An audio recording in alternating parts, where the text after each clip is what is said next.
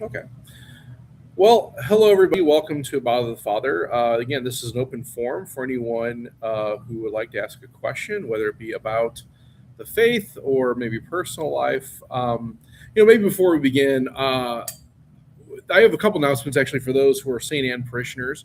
So it'll be in the bulletin this weekend. We've hired someone for Chris's position. So her name is Adriana. She is a student. Um, she is a member also of the Newman Center, and so we're welcoming her into the community. She's going to be training with Chris for about a month, so they're going to overlap for a while. Chris is going to kind of confers her knowledge as much as possible onto to Adriana, and then of course Chris will be retiring probably in the middle of next month, middle of July. We're also looking to hire another third grade teacher. We're having an interview on Thursday, so hopefully that goes well. So please pray for a good result there. Um, and that's kind of all the announcements we got right now. So, also this weekend being Father's Day, we will not have Latin nor Vespers on that evening. We've already sent out a flock note about that. But also, too, Bishop Rice is going to be here on Sunday morning at 9:30 at presentation. Presentation was his first assignment as a priest, so he's kind of coming back and maybe full circle, coming back and kind of celebrate mass in the same church that he celebrated his first assignment. So we'll welcome him at 9:30 on Sunday. So with that being said, the floor is open. If anyone has any questions or if anyone has any comments, concerns, heresies, this is the time to. Plus, online, if you have a question online, you can always put it in the chat. So, we have a question here. So, the Pope says the SSPX refuses to accept several fundamental elements of the Church. Who are the SSPX, and what are they not in agreement with in the Church regarding the Second Vatican Council? Good. That is somewhat of a loaded question, at least the second part of that question, right? Why are they different than other bishops like the German ones who don't follow the law? Yeah, good. Okay. The SSPX was considered for a long time to be a schismatic group. So it came out of the Second Vatican Council. At the Second Vatican Council, there was this French bishop named Archbishop Lefebvre, who wasn't necessarily part of the committee to put together the liturgy, but he was involved with some of the other things in the council. Now, it's important to understand that when it comes to an ecumenical council, these aren't like majority rule, right? So, in other words, there's usually topics discussed. There are usually issues of like dogma, right? So when there are questions of faith that are raised, they're especially causing great concern, great division, even sometimes fighting amongst Christians. The ecumenical councils are called to kind of resolve those issues and give definitive teaching that we would call dogmatic, meaning they can't be changed. They flow from the scripture. They are handed down from tradition. Some things which are called doctrine are also developed too in these councils, but those could possibly develop and move and change. Not necessarily refute what's already been presented, but grow from that. Like, for instance, a great example of that is the teaching of, when it comes to life ethic, on the death penalty. So the church holds that the death penalty virtually is not licit. It's not applicable. There's really no scenario, practically speaking, where the death penalty should be warranted out of respect for the dignity of human life and even those who do wrong, right? Provided that the good of society can be maintained, the death penalty should not be something that is used, right? That has become more explicit over time and developed by the church. But that's also doctrine. That is not necessarily dogma. The dogma is that life is good. Life should be upheld. Life is a gift from God. That's scriptural. That flows from the teaching of the apostles. But logically thinking on that line, it makes sense that, well, hey, if there's any other way we can maintain society without killing somebody, we should do that, right? And theoretically speaking, there might be a supervillain maybe out there that can overcome any obstacle and really causes great harm and damage. Maybe in that very, very, very few and far between scenario, the death penalty could be warranted, but otherwise it shouldn't be used. So from these things, from the Second Vatican Council, made that unique was there weren't dogmatic things that were actually being presented. What there were more pastoral applications. And from the Second Vatican Council came development of what we call the Novus Ordo. or the new way, right? The new mass. The Novus Ordo wasn't starkly different than the extraordinary form, but there were elements of it that were not necessarily like it was in the extraordinary form. Namely, there was an allowance to actually face the people. Now, even the Novus Ordo today assumes that you're actually facing the tabernacle, right? In the rubric, it says the priest turns and addresses the people. That's assuming that the priest is not facing them, right? Use of the vernacular was allowed. And the use of vernacular was allowed for people to understand what was going on because of the differences in between the extraordinary form and the Novus Ordo. One of the big changes was there weren't like actually explicit prayers at the foot of the altar. There wasn't like the proclamation of the final gospel at the end of Mass. But ultimately, everything else was pretty much the same. So apparently, Archbishop Lefebvre did not appreciate these things. And he went as far as kind of saying with he and his followers that the Novus Ordo was not a valid Mass, meaning it was actually evil to actually participate in it. Now, there's questions about whether Archbishop Lefebvre actually held those personally. There was questions even about when that maybe developed, if that was actually from Vatican II. But the main thing that there was kind of a consternation was not only the changes in the Mass, but also there was this development of this understanding of whether the Pope was actually the Pope. So what happened is over time, SSPX became what they call a sedevacantist organization, meaning the sedevacantist means the seat is empty. And what they would say was that there were certain elements within SSPX, and the reason they're called SSPX is that stands for the Society of St. Pius X. And St. Pius X actually was the one that changed a lot of the ways that the Pope was elected, while the things that happened in conclave. And so the idea there was that the last valid Pope was Pius X, right? Now, there's questions whether that was actually held universally in SSPX, whether that was just like a small portion of people that were holding that. But there was some elements of sedevacantism that came from the SSPX after Vatican II. But that's also not anything that's actually surprising. After many Vatican councils, there are these kind of groups that kind of form and almost like kind of refute or to kind of work against it. Like, for instance, instead of SSPX, there actually is an organization that's pretty much at this point radically dissolved, called the SSPV. So for those who don't know, the Pope that reigned over the Council of Trent, his name was St. Pius V. We have a parish here in St. Louis. But that was an offshoot of the Council of Trent that was a sedevacantist group that indicated that only Pius V was the last valid Pope. For instance, maybe people may have heard of Pope Michael. It's kind of a tongue-in-cheek thing these days, but that organization still exists. They're kind of in the middle of Kansas, and they hold their own conclaves. They hold their own kind of things, ecumenical councils, and there's only like maybe 10 of them, right? As a matter of fact, the last one was Pope Michael, who lived in Kansas. I believe it was his mom and one other person he ordained because was he really validly ordained? That elected him Pope. But even that for like Vatican I, one of the offshoots there came the Old Catholic Church that was kind of very much against this understanding that the Pope can actually make dogma, that can infallibly make statements. And that even went to like an extreme where the old Catholics today even allow things like married clergy, even those who maybe have same-sex attraction tendencies to become clergy, even to go forward like ordaining women. Well, okay, I mean, so we've kind of seen these things all throughout history, that when there's an ecumenical council, usually there's a group that pops up that is at the time maybe considered schismatic and have shown themselves to be schismatic over time from these councils. And SSPX seems to be one of those organizations. Now, it didn't really become schismatic until about 1988. And in 1988, there was one of the other things that kind of came out of Vatican II was an idea of an open, more discussion in ecumenism and interreligious dialogue.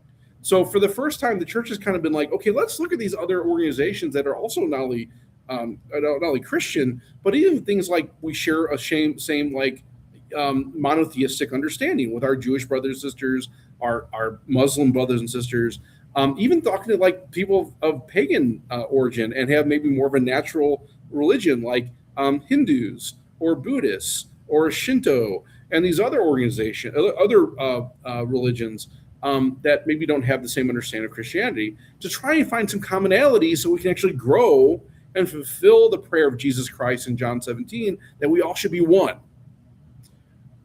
For the first time in 1,000 years, the church is actually looking at that to try to kind of make those inroads and have those connections and try to actually combine. And to be fair, that actually isn't a bad thing to do, right? We should all be looking to ways of trying to find commonality, find solidarity so we can actually grow as a people, but also, more importantly, fulfill the prayer of Jesus, right? Now, one can argue it that maybe that there's things have been very, very good from that movement. Meaning there's been inroads with our Orthodox brothers and sisters, where there was even a hope that very, very soon we could reunite. The excommunications of our Orthodox brothers and sisters have been lifted. That's awesome, right? That's a great move, and so that shows some line of unity. Where even like the church would say that even faithful Roman like Catholics can go to Orthodox services, divine worship, and receive the Eucharist validly, provided they show proper respect to those particular churches, meaning they contact the bishop or the pastor and get those approvals, right? Because we want to respect that, because they have all the sacraments that we do, right? They have apostolic tradition. There's been even understanding of the role of the Pope in these organs, which was kind of a factor that caused a little more division. Even things like the filioque, which was a big issue, right? That seemed to be the straw that broke the camel's back in 1054. Well, there's been better understanding of that too. So there's been really good and fruit that come from it. Some would say, well, does it really go too far enough? Is there kind of maybe even some surrender from the Catholic perspective of the truth? So far, no. I don't think that's really been the case. But there have been certain things that may have been questionable when it comes to like things of practice. For instance, in 1988, there was an interreligious prayer service that was held in Assisi. And at this particular prayer service, and I think you can go back to YouTube and maybe find videos of this, there was a statue of the Buddha that was put on top of a tabernacle in a Catholic church.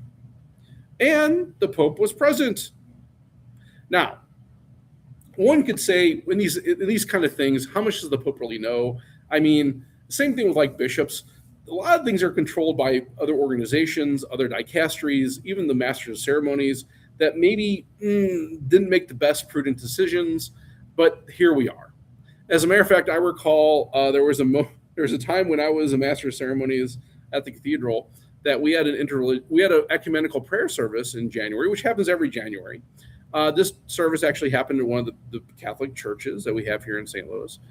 And at this particular prayer service, there was a transitional deacon of the archdiocese. And next to the archbishop was a deacon from the Lutheran communion.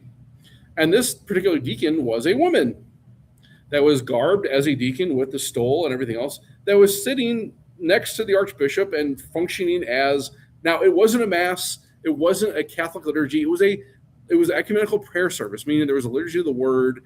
These things are not necessarily defined in liturgy. There's not necessarily a rubric for these things. It's a way to come together as Christians to profess our belief in Jesus Christ and try to find commonality. But it wasn't known to us as MCs that this was happening. And the look was, oh, wow. If someone were seeing this objectively and didn't know any better, they could see them and say, well, is that a Catholic deaconess up on the altar? With all the archbishop? So what's going on? So the optics there weren't really the best, but sometimes those things are not in your control.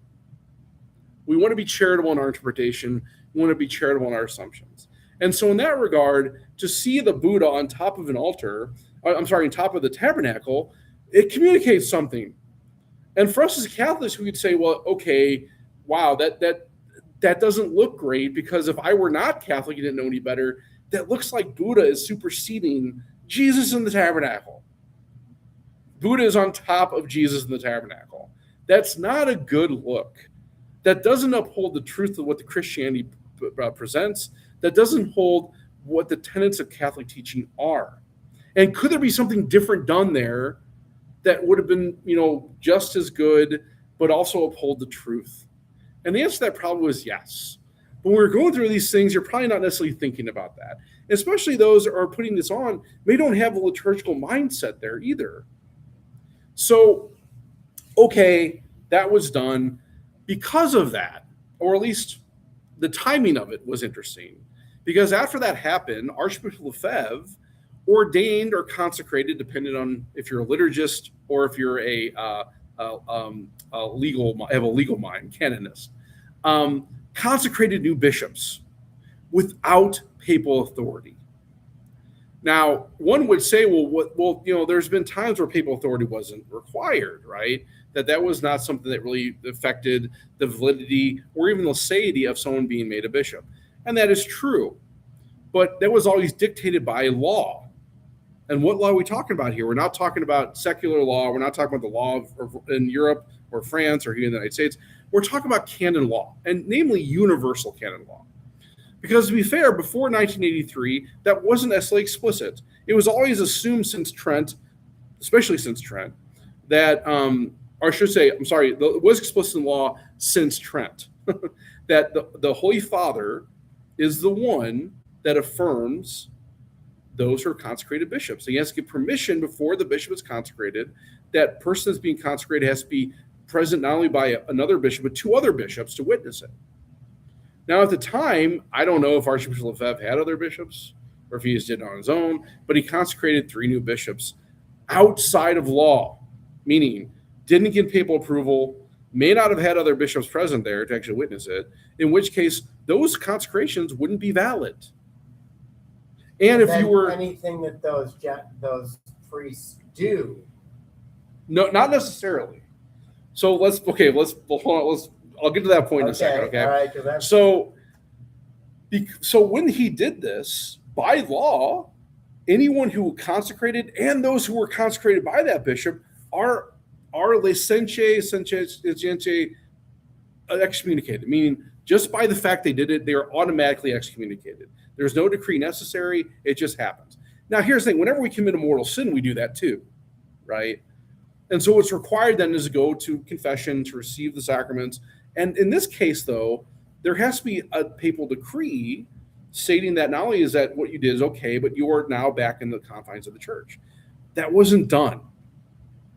And so since 1988, up until just recently, basically right the year before Pope Francis died, the SSPX were excommunicated.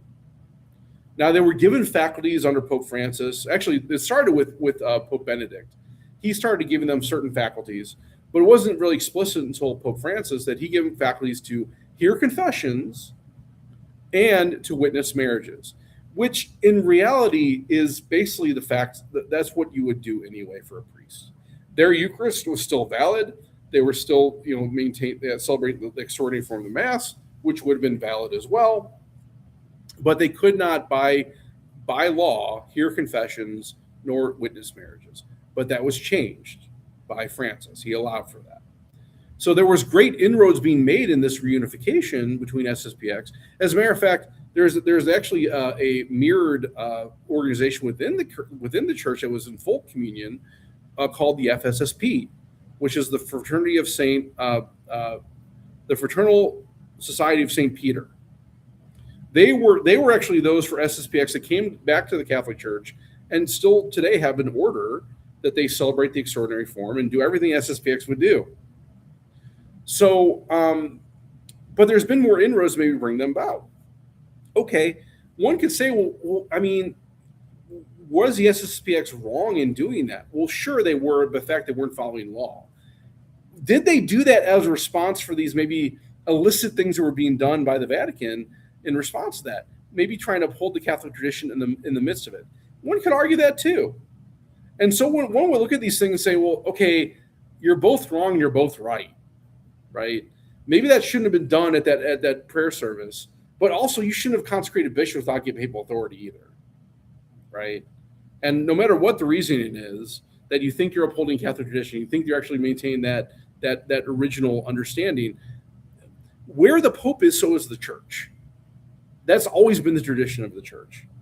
And so to deny that is making yourself opposite to the church. So what happened recently, right? Okay, it seems like we're doing pretty well there, right?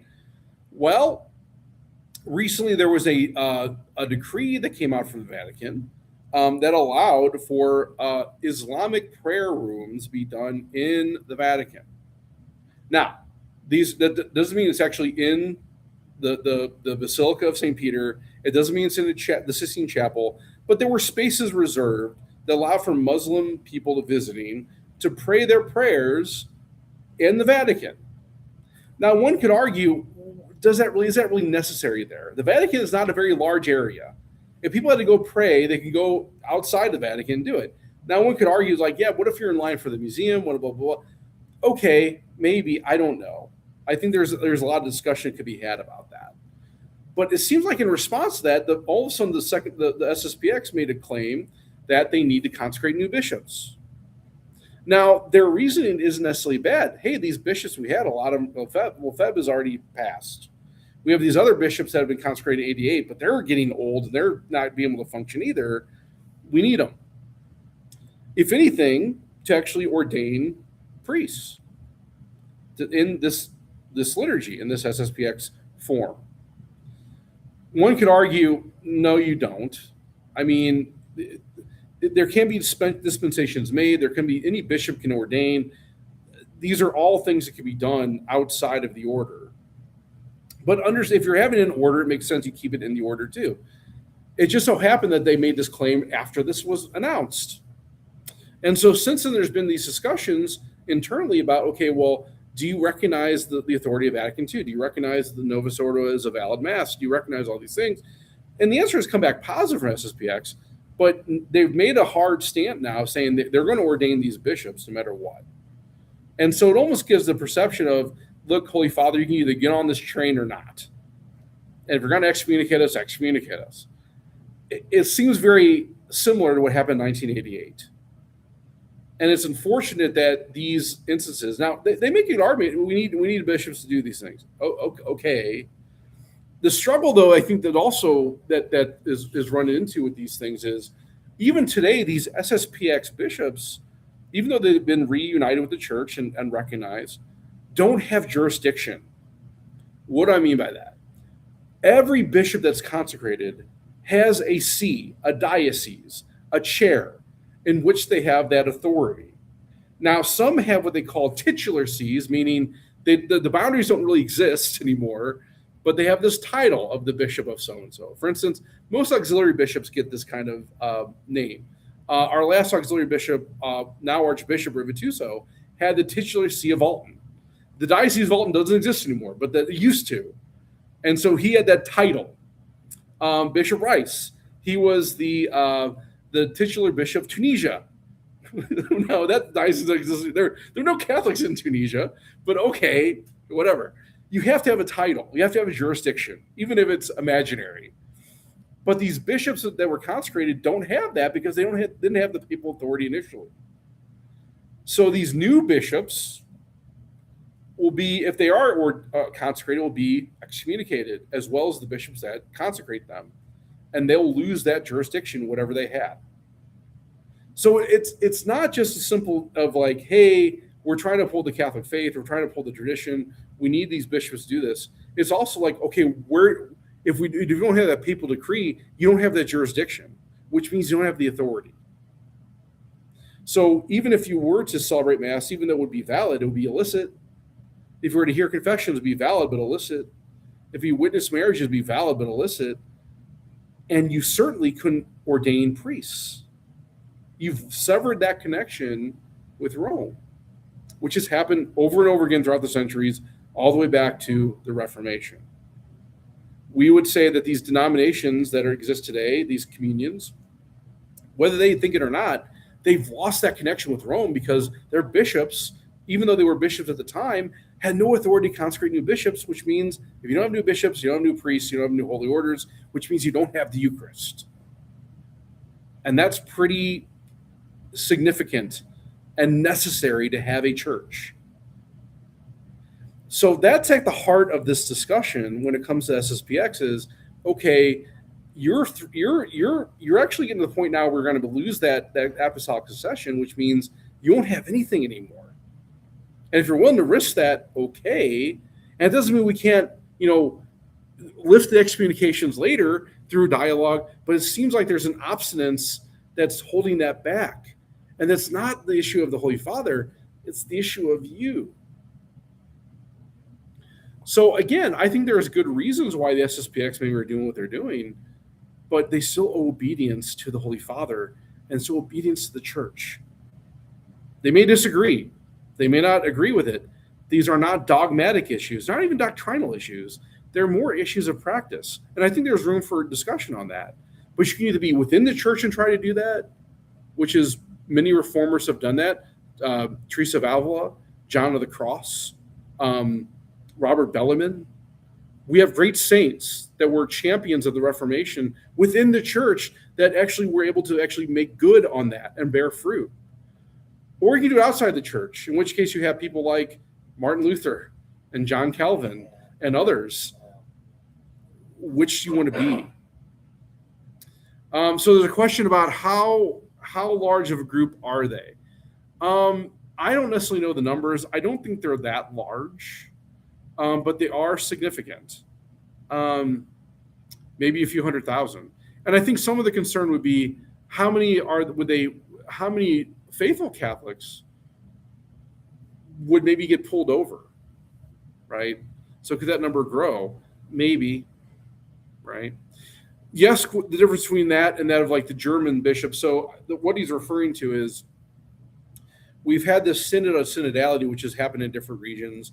And one of the leading places, the one that's been the most probably looked at, has been the Germany, the German bishops. The German bishops have made some claims in the Synod on Synodality that have been contrary to the Catholic faith. And there's been even corrections coming from the Holy Father saying, well, we don't hold that. We can't hold that. We can't affirm that. And going back to ecumenical councils, that's different than a synod. So ecumenical councils develop dogma doctrine, but the key is that has to be ratified and approved and promulgated by the Pope. If the Pope does not promulgate it, it's not what the church teaches.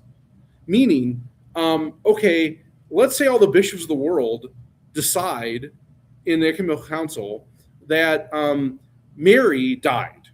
That's an open question of the church, right? That could be something that maybe cause some strife, but it's not right now. But could in the future, sure. And the bishops would have, the Pope and the bishop would have an obligation to define it. Well, let's say all the bishops say, yep, we agree Mary died. If the Holy Father says, no, I don't agree with that, I'm not promulgating it, I'm actually going to edit that, even though you've voted on it and said and approved it, I still have final authority, a veto.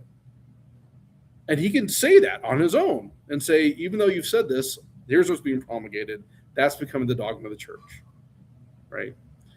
Synods are not those. Synods are not developed to actually maintain dogma or doctrine or develop that. The purpose of a synod, this was, I think, forgotten by a lot of people, is a synod is the application of those dogmas practically pastorally, right?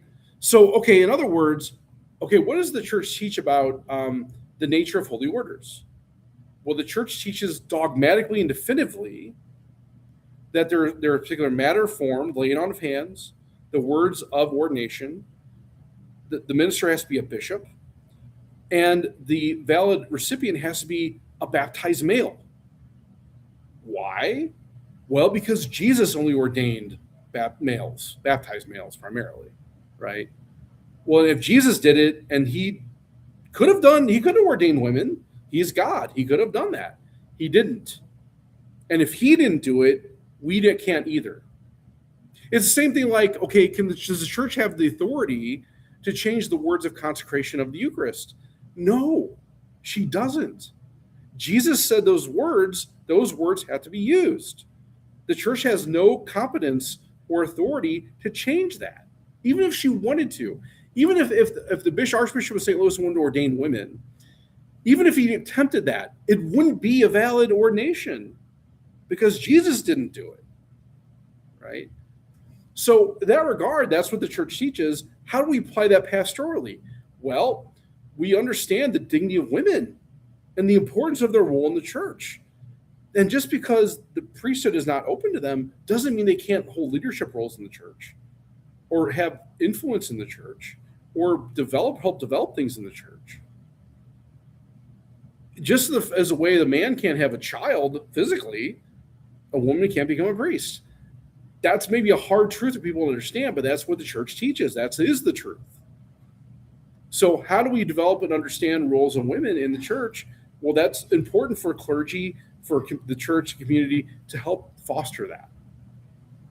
I'll be the first one to say, my life is completely controlled by women. Everybody in the office is women. All the people that usually surround me are women, and they have influence there, right? If my life's being controlled, you better believe I'm going to listen to them, right?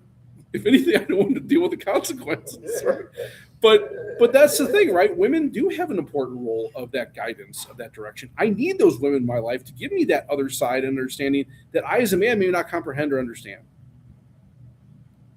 Even though I've been given this task of making decisions, it'd be foolish of me, and also an abuse of my authority, not to take in those inputs and even change my mind if necessary to actually incorporate them, especially if they're within reason and the teaching of the church. I'd be a fool, and also I would not be doing my job if that were the case. And the same applies for any women. So I think that's the problem. Is I think sin has been misunderstood to be, oh, good, we get to define now how we live, and we can define what the church teaches. That's never been what a synod is.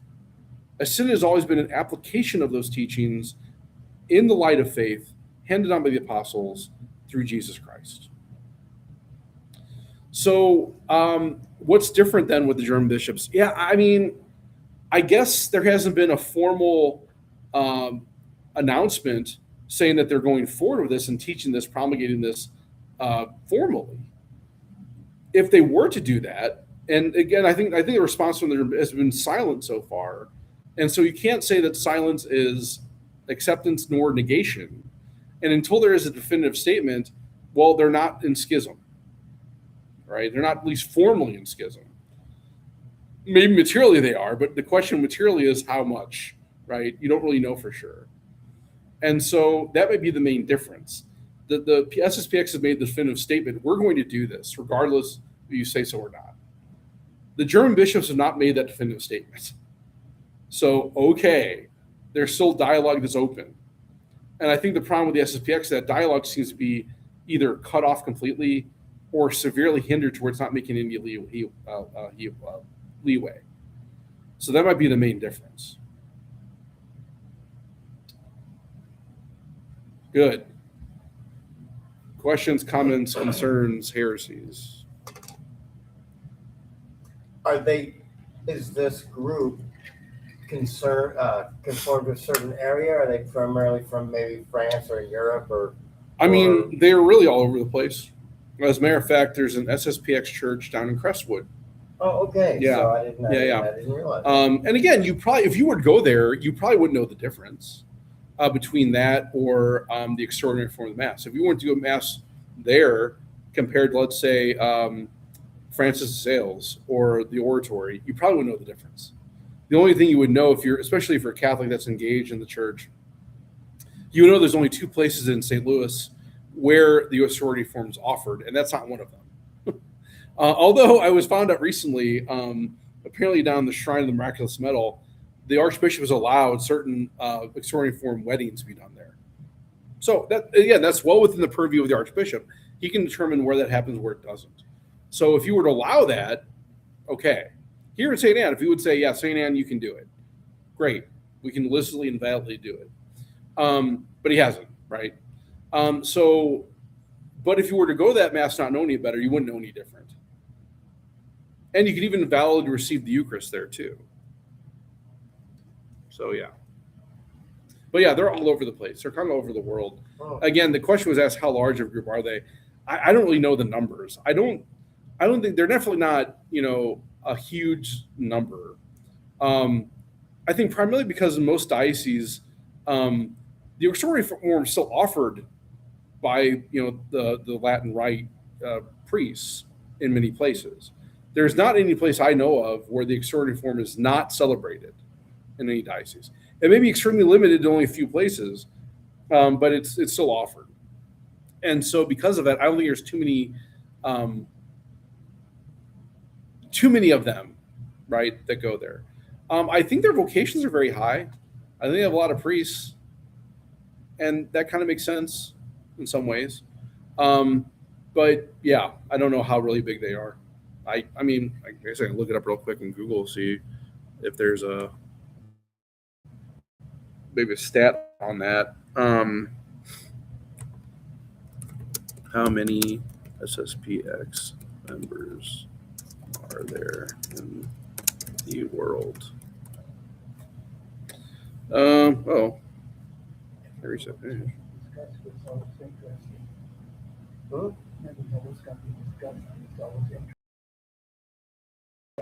Absolutely right. No, I don't know why it's not. How many